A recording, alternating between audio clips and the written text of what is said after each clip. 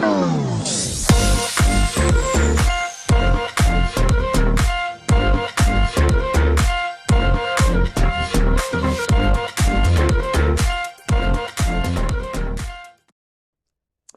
good evening and welcome to Queer News Tonight. This is the world's first and only LGBTQ+ daily evening television news. We're broadcasting live and then available on demand.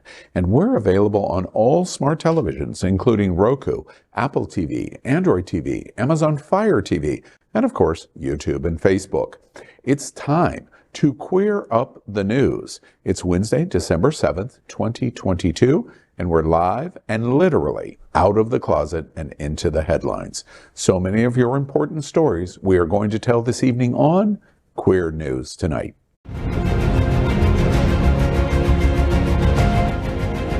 This is the world's first live daily LGBTQ evening news show, literally out of the closet and into the headlines on Queer News Tonight with Al Ferguson. Well, I'm your anchor at Queer News Tonight, Al Ferguson, and this evening we bring you the news of and a perspective representing the LGBTQ+ community from South Florida, America, and across our planet. This is the world's first and only unedited, live LGBTQ+ evening news show. Whatever happens unique in LGBTQ+ news, you will see it and hear it. Happening Out Television Network is a 501c3 nonprofit media platform in the television and radio models of PBS and NPR, but designed for our LGBTQ+ community. We are part of one of the largest LGBTQ media companies in America, Hotspots Magazine and Happening Out Television Network. Our magazine is celebrating 37 years of the LGBTQ+ experience, and our television news, talk, and entertainment shows support our mission to educate the LGBTQ+ and broader community. Well, let's begin by welcoming anchor FayWhat. She is a radio and television personality and has a popular blog and YouTube channel aiming to unite the L and the G together. She's a hostess and MC for many South Florida events, an animal advocate, and owner of Fay's Fur Family. Also, make sure to catch the FayWhat Show, the first LGBTQ+ morning show, Mondays at 9 a.m. Eastern online or your smart television. And recently, Faye won the SFGN Best Local Television Personality for 2022. Good evening, Faye. Good evening, everyone, and I'm so happy to be here with you folks today. I just want to do a quick reminder to all you pet lovers out there. Make sure you adopt, don't shop, okay? And just because, it's Christmas time and you want an adorable little puppy underneath the Christmas tree, don't do it. Do your research, find out what breeds work for your household before you go out and buy a pup. Don't buy a pup. There are so many pups that need homes. Happy holidays. Next up, let's welcome my brother from another mother, John Hayden. He's a journalist for 27 years. He now works for several outlets, including South Florida Gay News, as a reporter and community editor, covering politics, entertainment, and local events, directly impacting the LGBTQ+ community.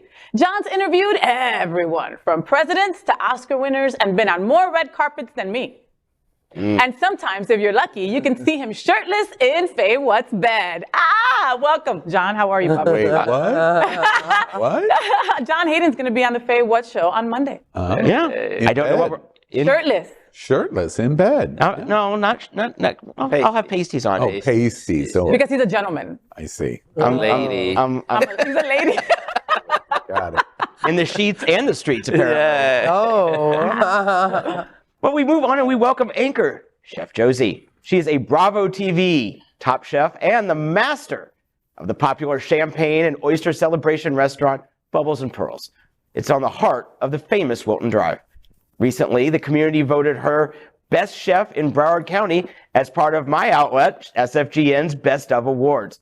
I had nothing to do with it, but I did vote for you. It's all like the ballot counting in Georgia. It's all above board, I promise. Each vote counts. She is also known by her alter ego, DJ Lady Snack Daddy. Welcome, Chef Josie. And by the way, Happening Out Television Network would like to wish you a very happy birthday. From being a host on It's Happening Out and allowing the network to film at Bubbles and Pearls back in the day, to continuing to support her support of the network and community. She continues to bring not only food, but joy to the community. Happy birthday. Happy birthday. birthday, love the balloon. mamita. Thank you guys. And the knives are a little scary. Yeah. That's my other alter ego, okay? Got to keep everyone in line. Exactly Mr. Al Ferguson. All right, well, let's welcome anchor Dino Mosquera. He joined the Miami Gay and Lesbian Film Festival in the late 90s and now serves on the Outshine Film Festival's board of directors. He is now the screening committee chairman, selecting films for one of America's most important LGBTQ plus film festivals. Welcome, Dino. Thank you, Lady Snack. Lady Snack. Daddy. And it's Dino's birthday tomorrow. That's right. Happy birthday. Sagittarius is in the house. That's right, fellow Sagittarius. Sister over there. Dina, before you move on, let's just make sure we touch base on 23 because of the Miami Film Festival. Now that we've gotten that Fort Lauderdale thing behind us. Yes, come to Miami. The big one. Yes, you better come to Miami. It's 25 years. A little, anything in terms of the dates? It's, I think, April 20th through the 30th, 2023. Yeah, so it's on the calendar. It's now on the horizon. Yeah, we're already choosing Miami for Outshine. That's right. We're already watching films and going down the submissions. So great. Stay tuned. Looking forward to it. Yes, thank Exciting. you. All right, we are the reporters for Queer News Tonight, and this evening we begin with the queer headlines. The LGBTQ plus community in South Florida and across America is diverse. Our community across the world is vast, and here are the bullet points of the queer news for today, Wednesday, December 7, 2022.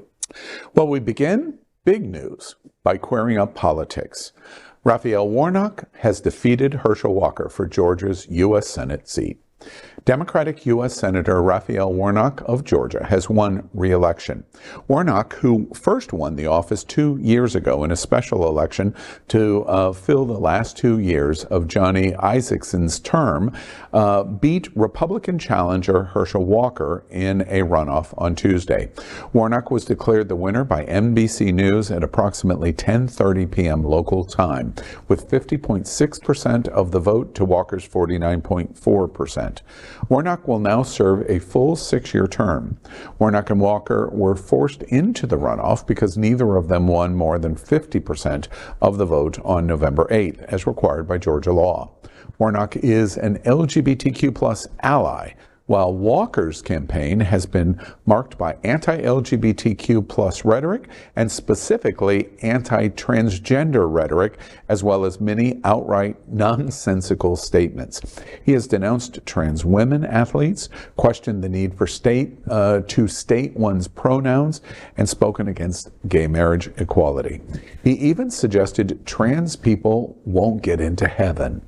Warnock's victory will give Democrats a 51-49 majority in the Senate. For the past 2 years, the body has been split 50-50 between Democrats and Republicans. One extra seat should make it easier for the Democrats to get bills passed and judges confirmed, as it also means they will now have a majority of members on committees. You know, of course, this is big news.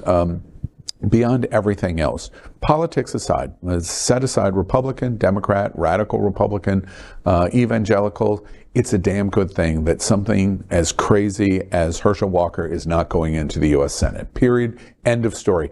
Any Republican that even has a monicum of education would have been better than him. He's terrible. Now we're resolved with that. But the other big news, and we're happy, I'm happy about that, but the other big news is the explanation of why this extra seat is important. A lot of people said, oh, they won't turn out at the polls because the Democrats are still going to control the Senate with the vice president's vote. That's not the most important issue. The most important issue now is because it's 51 seats for the Democrats, they control all of the committees. So that is in terms of the scheduling, it'll be the chairmans of the committee, but most importantly of all, they have the ability now to push through in majority vote of what's going to be considered in committees. So that extra seat is really, really important. The second thing that I think is really important in this story is it minimizes West Virginia and Arizona, which has been a problem for the last 2 years with Sinema and Joe Manchin. And now we can lose either one of them and still be in majority control in terms of pushing a pro-LGBT agenda, regardless of what that is. It doesn't have to be gay marriage or other related issues. There are many issues that are not LGBT but are important to LGBT, and this is really good news all across the board. I think more importantly is also the repudiation or like the Repudiation, yes, or rejection. Rejection of Donald Trump. Yeah. He probably is one of the most high-profile candidates that Donald Trump put forward for Senate. And the fact that he was defeated once and for all, I think is very positive. In fact, if you even heard last night that Donald Trump 2 weeks ago is running for president again. I hope this finally, ends with that crazy idea that he's going to be running in 2 years. Was I the only one? But was I the only one who felt like I got kicked in the stomach for how close the race was? I mean, folks, Herschel Walker, right? His gay son hates him, right? Okay, he says Florida resident. He doesn't know pronouns, right? He's denying the countless abortions that he's paid for, yet he still almost won. That's crazy. And then, talk about that, right? How close it was. Yes. There's when you take a look at Georgia as a whole, and you know that there's about 10 million people who are residents of Georgia, the state of Georgia. And then you look at this runoff election that was so important, and about 3.5 million people thought it was important to get to the ballots. I mean, that speaks volumes to me. That's like what Stacey Abrams and all the rest of the Democrats in Georgia are screaming. Is there a part of Georgia that is silenced? And is that, and we really need to look there, because I don't believe that 7 million Georgians are staying home. I think that there must be something going on where, besides the gerrymandering, besides all of that other stuff that's going on, but the access to getting to the ballots and how in those rural areas of Georgia, and just taking a look at that and getting us prepared for that 2024 presidential election. So true. But, I think if this showed us anything, is that there is only one person in America who can stand up and say nonsensical things and still have people follow him. And that's Donald Trump. I mean, Herschel Walker was up there. Werewolves and vampires. I think werewolves were involved in this election. Someone told him it was trending, so. Yeah. It's a weird day when werewolves is trending and it doesn't involve Tyler Lautner. But Al, I would caution you, be careful what you wish for, because Joe Manchin's seat is up in 2 years. Republicans are already blocking mining reform or mining regulation reform that would help West Virginia, but they're blocking it so that he can't get a win before the House changes hands. They are coming after him. So he's the only person in West Virginia who can possibly sit in that seat. And for Kristen Sinema, Arizona is what it is, and I think she's up again in 4 years, or did she win a full term? No, she's up in 2 years. Okay, so she's filling out McCain's term then. Yeah. So But do you it's nice to have their votes, even if they are sometimes the contrarian. Yes. But do you think that Georgia is now a blue state, a purple state, not even purple? Because I still question. Yeah, I mean, Stacey Abrams lost after all. It's a haven for sane Republicans. Yeah. I mean, every statewide election was in Georgia this year was won by Republicans, except for the insane candidate that they put up. At the end of the day, one other thought about what we watched last night and what we watched up to this point. Georgia was able to do something that we couldn't do in Florida. At the end of the day, we got asses kicked in Florida. And so as a result, Marco Rubio goes back for 6 years. Warnock goes back for 6 years. And so to the point, John makes the point, which is probably the number one issue, which is that the Republicans are out. If it's a chess game for power and control, the Republicans are beating the Democrats' butts. We are thrilled that it ended up with moving from 50 to 51, but there's the loss of the House. So when we say it's going to be easier, well, that's true in technical terms for the Senate, but it isn't because we've lost the House. And so it's probably going to be deadlocked for the next 2 years. The other thing that I would say that is really at play here, not to disagree with Dino, because I understand why he says it, but go Donald, go. Literally, go Donald, go. Go where? We want your crazy to be involved in this. Keep ringing the bell. Keep inviting the Proud Boys to come to Las Olas and Dixie Highway, because the real wolf is on the horizon. And the real wolf is Ron DeSantis. And we need Donald Trump to help, at least in the 24 cycle, try to check Ron DeSantis for the reelection of whoever is going to be the Democratic candidate, assuming that it's Biden.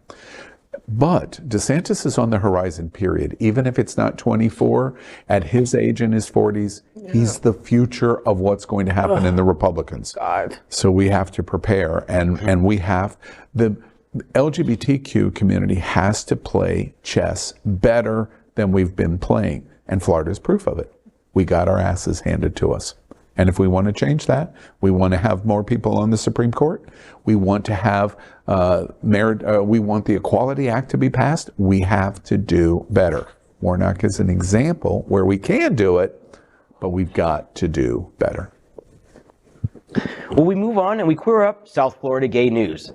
Impact Wrestling's Jay Vidal talks about being a gay pro wrestler and winter warfare. The body slams, the attitude, the chaos, it doesn't matter if you're ringside or watching at home. Professional wrestling gets the adrenaline pumping in fans. LGBTQ plus fans have loved the costumes, characters, and storylines since the days of Hulk Hogan. Yet the genre often felt intentionally heteronormative to the point of LGBTQ plus exclusion. But those days are down for the count. Impact Wrestling has a new star, Jay Vidal. He grew up here in South Florida and is out of the closet and into the ring. In this week's SFGN, online now and on stands tomorrow, I talk with the up-and-coming superstar about his journey and this weekend's SoFlo shows, the Winter Warfare. It's going to be so awesome. Jay's wanted to do this since he was 4 and tells me, quote, since that age, battling my sexuality at times and having to hide it, including when I first got into professional wrestling, I learned how important it is to not only chase my dreams, but also to show representation on top of that, end quote. Living openly and doing what he wants comes naturally to Jay. From the time we first met to the time I left, he never stopped smiling. He strikes me as genuinely happy. He credits a lot of that to his signing with Impact Wrestling, saying, quote, I feel like what Impact is doing, bringing in wrestlers from all spectrums of the LGBT community, is helping to make this normal. It is what it is. Normal, end quote. Impact Wrestling's Winter Warfare is this Friday and Saturday at the Dodge Center in Pembroke Pines. These shows are really fun and really over the top. So if you're at all interested in this, let's support a positive member of our community making a very positive change. And you know, I do a lot of celebrity interviews and I get to talk to a lot of people. He is going to stick out in my mind for a really long time. He just came down and at first, like, he's smiling and I'm like, okay, clearly the PR person told you to smile. But at some point I was like, no, you're really happy. You love what you're doing. You are saying, I'm going to do this without barriers. He's living his dream. He is living his dream. He is the man and the moment colliding on his terms. And I really just love this kid. And it's not that you like him because he's very handsome and super cute. Was that Nothing to I'm going to tell you, Right, John, we got it. He is handsome and super cute. And he talks about how he's gone to the gym a lot in the last couple of years. I'm like, you think? But he is, he's just awesome. You know, I will just tell you, I have not met him, But I know that this is super interesting because of the enthusiasm you had yesterday. You know, when you did this interview and in pursuing it, etc. You are as jaded as it gets. Fangirling. And you're fangirling. It's like that's super interesting. Yeah. I hope he doesn't disappear. You know, like country singers when they come out, or old basketball players, they'll come out. You know, oh, I'm gay, and then they disappear. Nothing ever happens. Are any of y'all wrestling fans? No. Well, you know, I have a friend out in San Fran, Pollo de Mar, and Pollo de Mar. yeah, I love it.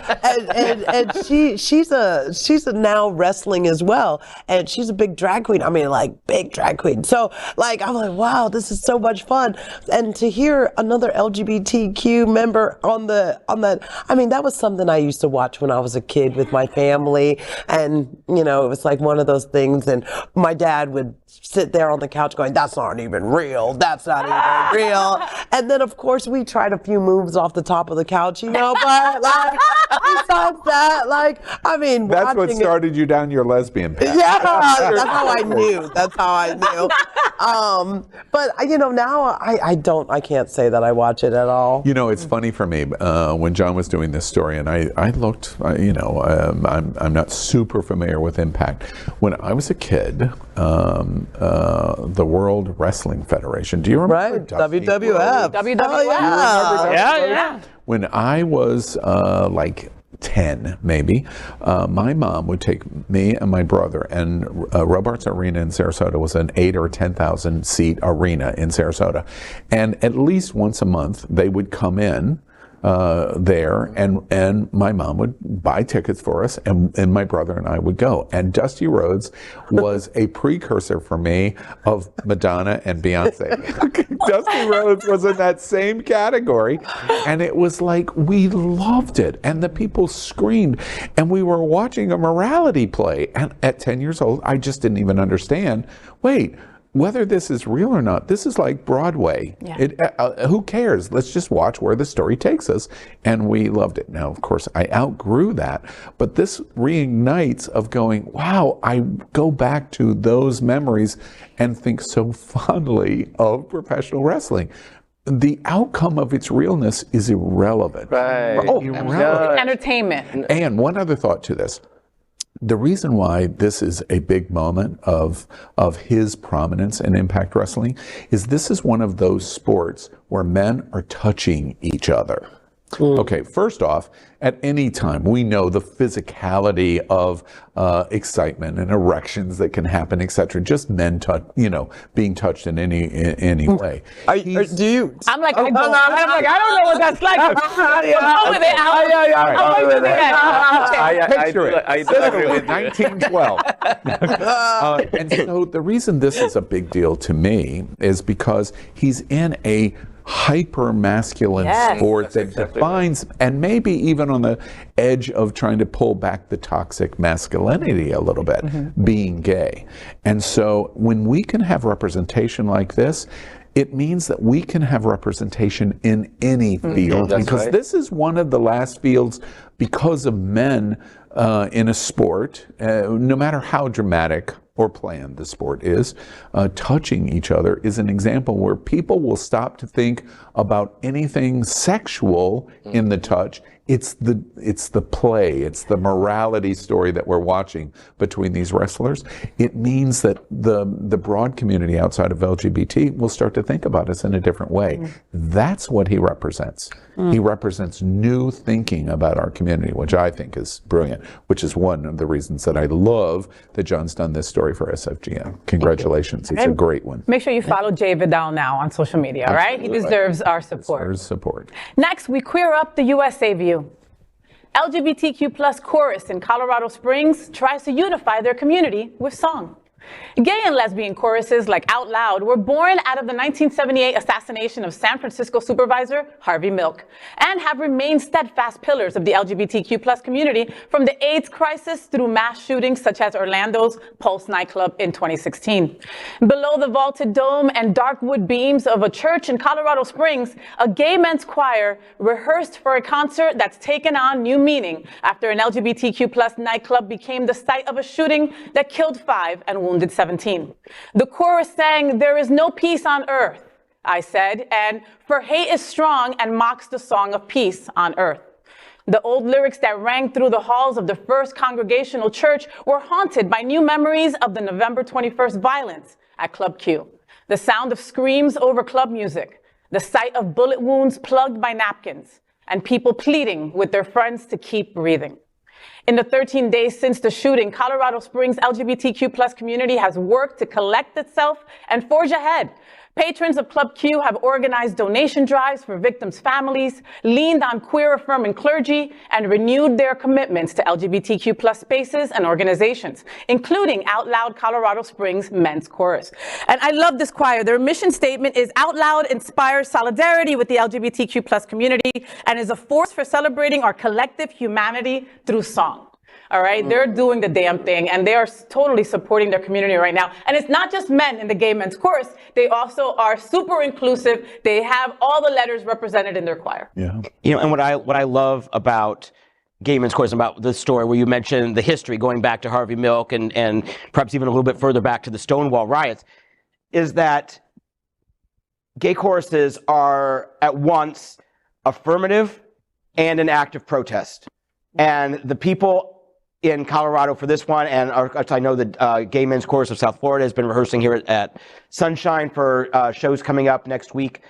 That you have to say, yes, we are here. We are proud. We sing loud in celebration, but we also stand up to the potential of violence, you know, which they're doing out in Colorado. So God bless them, because there's no guarantee of safety, no matter how much police protection we have, and certainly Fort Lauderdale and Broward County have been great in stepping up to add security to make us all feel safe. Someone wants to get through, they're going to get through. And every time we go out to brunch, every time we go to a rehearsal, every time we go to Gay Men's Chorus or any other type of event, we're saying we won't be scared, we won't be cowed back into the closet. So thank you to all of them here and in Colorado. Mm-hmm. You know, it's interesting to me. I didn't know that we were doing this story today about Out Loud course in Colorado Springs. This week I've done a number of interviews, as John referenced, for the Gay Men's Chorus of South Florida. It's 170. It's one of the mega choruses in the world here in South Florida, and they're getting ready to do this big concert at Hard Rock Live. The Sunshine Cathedral on Friday, December 16th is completely sold out, and they're almost sold out. The Hard Rock Live, they're almost at sellout at the Hard Rock Live. Incredible. And I did an interview this week with Mark Kent, the executive director, and Gabe Salazar, the artistic director, at Hard Rock. And we were in one of the Bora Bora Villa cabanas in the pool complex, sitting right below the guitar. And one of my questions that you're going to see, because we're going to show it tomorrow, was this exact thing, not knowing that we were doing this story.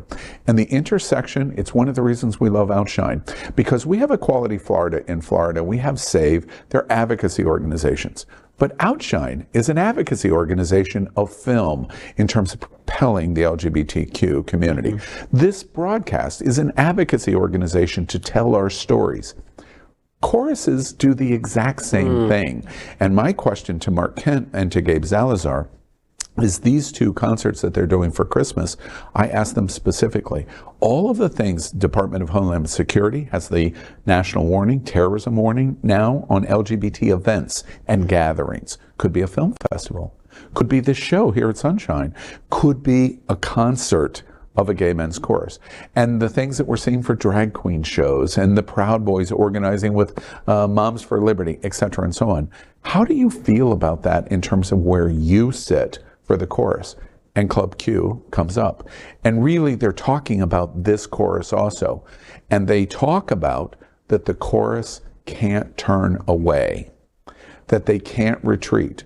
They have to keep walking forward, because the moment we flinch, or the moment we turn, or the moment we retrench, they win. Yep. And we can't allow that to happen. So we're all connected, all of us here at this table. South Florida Gay News, Queer News Tonight, what you do in advocacy, what you do in advocacy, what you do for the film festival, and what this chorus does in Colorado Springs. We're all doing the same thing. Activists in our community. Congratulations to Out Loud Gay Men's Chorus in Colorado Springs. We salute you here from South Florida. And with that being said, in activism in full charge, Next, we're going to queer up the courts. Justice Neil Gorsuch angrily calls anti-discrimination training a, quote, re-education program. During heated arguments at the Supreme Court yesterday in the case of 303 Creative LLC versus Alanis about a web designer who doesn't want to make websites for same-sex couples, Justice Neil Gorsuch appeared angry and even suggested that a Colorado baker had been forced into a, quote, re-education training program, end quote, after he discriminated against a gay couple. The case is about a web designer named Lori Smith, who says that Colorado's anti-discrimination law might make her make websites for same-sex couples, even though she wants to make them only for opposite-sex couples. Her complaint, which cites the Bible as well as case law, says that she, quote, believes that God is calling her to promote and celebrate his design for marriage between one man and one woman only. End quote. She is suing over the same law that Colorado baker Jack Phillips of Masterpiece Cake Shops violated several years ago when he refused to sell a cake to a same-sex couple because he believed they would serve it at a wedding, something he said was against his sincerely held religious beliefs. In that case, Phillips was ordered to, quote, additional remedial measures, including comprehensive staff training on the public accommodation section, or training about the state's anti-discrimination law. Gorsuch called it a re-education program, language likely used to reference internment camps set up by 20th century dictatorships to silence dissent. Wow. Wow. Wow. Okay, so this is a sitting Supreme Court justice. Unfortunately. Yeah. All right. Well, there's some things we can't take back. And currently, this is why elections matter. Yeah. Because people like this get put into power and into places of power which can dictate legislation and create law of land. That being said, you know, just saying that comment, I know that there's going to be a lot of people at this table who don't agree with my statement. I hear what they're saying. You know, if someone is a web designer and they don't believe that they don't believe in gay marriage,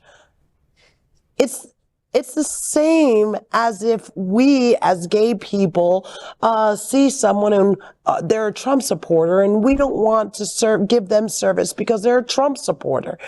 When you're in business, you have the ability to choose who you serve. And as much as I don't think that this supports us becoming closer together and unified as a community, I do understand the right to choose as a business who you serve. There is a meme going around that I just watched this week, and actually, you know, it moved me because it was, you know, meant to be funny but sarcastic at the same time. This guy goes to the cashier at the supermarket, and he's buying condoms and sausages and other stuff. And the cashier says, look, I can't sell you those condoms because it's against my religious belief. I should not, so go to aisle 9. But don't go to A because you have sausage. Right. You have sausage, and that lady there is Muslim. So sorry, you're out of luck. That's how outrageous this looked to me. Yeah, and Josie, I agree with you. I mean, I also am... Actually, my company is called JMH Creative LLC, so too close for this person. But I agree with you. Like, I shouldn't have to take on clients that I would not want to. But I believe that right is trumped, and this is personal, and I think this gets to the heart of the debate, is that it's trumped by the public accommodations law. For the same reason you can't tell someone they have to use a different water fountain or they have to come in through the back door because they are part of the public. Even I am using public accommodations because the water that comes to my home, which is also the site of my business, is a public accommodation. The road that I take to go meet with clients is a public roadway. So if you're going to be part of the public, I believe you just have to get it. And how long, I mean, my sincerely held belief is that all these people are bigots. And how long are they going to be able to use religion as a bludgeon, Yeah. it would appear, for the very foreseeable future. Well, and you know, at the interesting, because I really almost identically agree with you.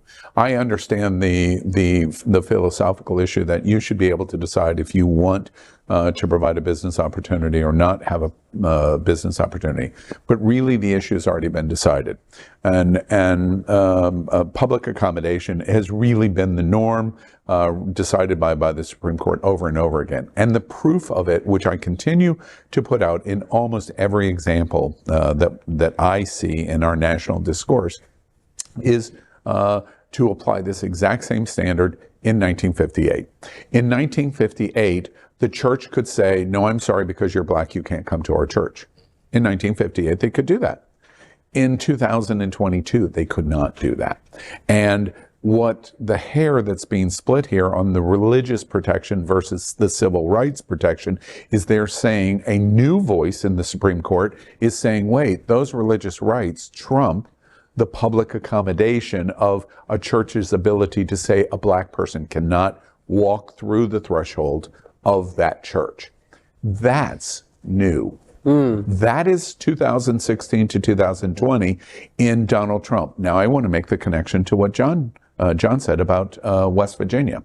The Republicans have decided that it is more important to defeat a Manchin in West Virginia, even by harming ourselves in the short run, because his seat in the Senate to vote for Supreme Court nominations is more important to us. This is a new trend that started in 2016, which is why there was basically the filibuster by Mitch McConnell when he was the majority leader in the Senate, because they wanted those 3 seats. Now we get what we get. It's a new issue that we're watching that was long settled law. The bottom line on all of these related issues is if we want any semblance of normalcy to return, you must win the elections. You must.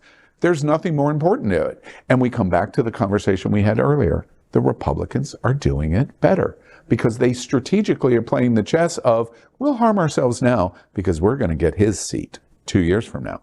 And because we get his seat 2 years from now, we're going to put another member on the Supreme Court to do the radical kind of conversation that we're talking about, which is exactly how Gorsuch got onto the Supreme Court. That's what we're watching. But we intellectually argue, and they're beating our ass.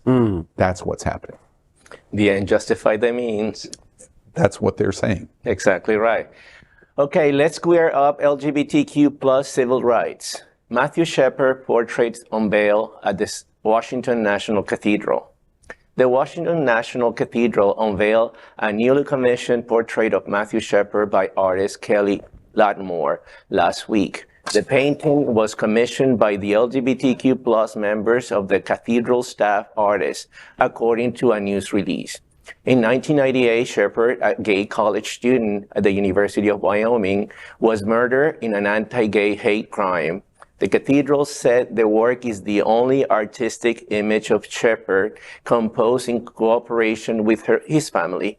The image's background was created by letters from supported parents that Shepard's parents, Judy and Dennis, received after his murder. Lattimore said, quote, "We used different clippings to create an almost mosaic of those letters and kind of precious and meaningful words to surround Matthew and the portrait of him," end of quote. Shepard's parents also provided Lattimore with photos of their son. Shepard's mother, who has become a leading LGBTQ plus rights activist, said, quote, "We especially wanted the likeness of Matt to be right. We wanted people to look at it and know that it was Matt," end quote. Randolph Marshall Hollerith, a reverend and a dean at Washington National Cathedral, made a press release saying, quote, "The horrific murders at Club Q in Colorado Springs are a tragic reminder that our LGBTQ friends and family continue to be targeted for who they love, and Matthew Shepard's legacy reminds us of the urgency to confront bigotry and embrace people of all backgrounds, gender identities, and sexual orientations, end quote. You know, the Matthew Shepard story was one of the first gay hate acts that I faced when I arrived in this country, when I moved here in the late 90s. And it impacted me so much. And to see that his parents are using this to change, you know, to create change. I really admire Judy Shepard for what she's doing. They made a documentary of his life and her activism. And it moved me so much. And the fact that she's doing this in the memory of her son, and that she's creating a change, you know, and the help of these artists is so moving to me. It really is. And it's part of our history. You come from Venezuela, horrendous on LGBT rights. I just can tell you, in terms of you coming to the United States, being from Venezuela, the Matthew Shepard Foundation, and specifically Judith Shepard, she would be moved at this moment that you said what you just said. She would be totally moved. One thing that I'm always sensitive to, because he's really the first for me. I'm not Venezuelan. I was here. He's really the first person that I realized, oh wait, what really goes on for LGBT? And it was reported repeatedly, and we've repeated it over the last decades of a hate crime. It wasn't. It was a lynching. Mm-hmm. It was a modern day gay lynching, exactly like what happened for a century to the black community. And when you use the word lynching, you understand, wait, this is way more than hate. This is destruction of a person. And Matthew Shepard will forever represent that. And that's why I think this is so beautiful that the National Cathedral is doing it. It's wonderful. And like I said, it's part of our history. You know, Matthew Shepard would have been 46 right now. Like, take that in, okay? He would have had unbelievable. He would have had a husband, maybe some kids, right? And all that was silenced and stopped because of hate. And we're still dealing with that today, you know? I mean, this story, we could be reporting this story on someone in Colorado Springs. We really could be. You know, and that hurts me and that makes me so sad. But it's also great that we are remembering history and that we keep them alive. You know, I saw a story the other day that they were talking about Ryan White. Ryan White was the first story that I ever heard as a kid about AIDS, HIV. And they're keeping that memory alive and they're still using that to educate others. Yeah. It's a beautiful thing. You know, one interesting thing, don't you wonder, all of us tonight are of an age of remembrance of Matthew Shepard. Don't you wonder if we went to Wilton Drive tonight and ask somebody 23 years old, Matthew Shepard, that there's a chance that they don't even know what we're talking about? That's what's shocking. Contrast it to what you just said. I suspect that that's probably what we would hear. So it means we've got to do even more to make sure we keep our importance of LGBT history in front of everyone. For sure. Next, we are proud of our special partnership with Sunshine Cathedral, the world's largest queer church right here in Fort Lauderdale. Supporting that partnership, we are broadcasting from our permanent set here at Sunshine Cathedral at the Happening Out television studios. We broadcast Sunshine Cathedral's Sunday International Service at 10:30 a.m. with more than 30,000 watching every week.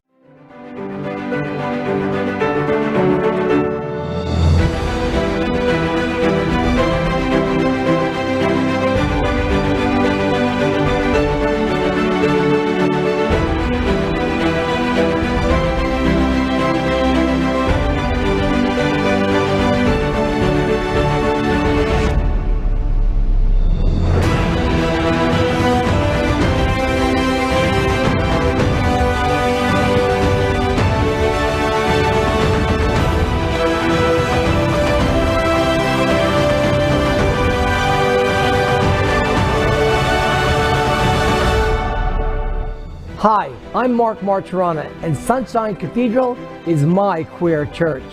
We love your beard. That is today's news for the LGBTQ plus community on the world's first and only LGBTQ plus evening news show. If our community is important to you, then share this news with your friends and family. Are you, like most of America, part of our very large television audience, watching this live LGBTQ plus news broadcast right now on Roku, Apple TV, Android TV, and Amazon Fire TV?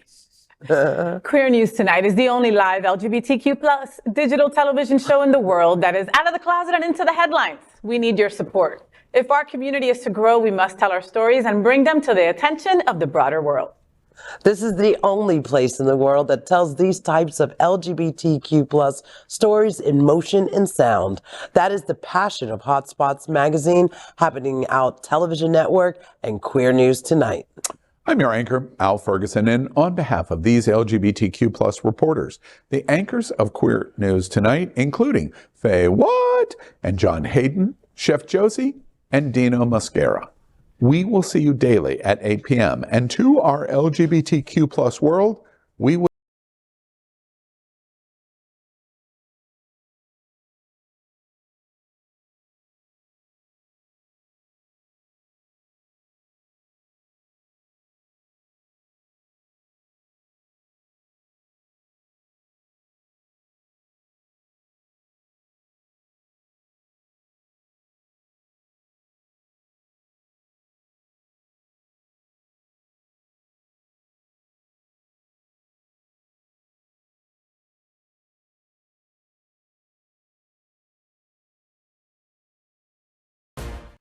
LGBTQ plus news is vital for our community and for the broader world as a whole. We have enough enemies at Fox News. Tucker, Sean, and Laura are loud. We need passionate allies. Happening Out Television Network, Queer News Tonight, and It's Happening Out are literally out of the closet and into the headlines. Our community needs your support.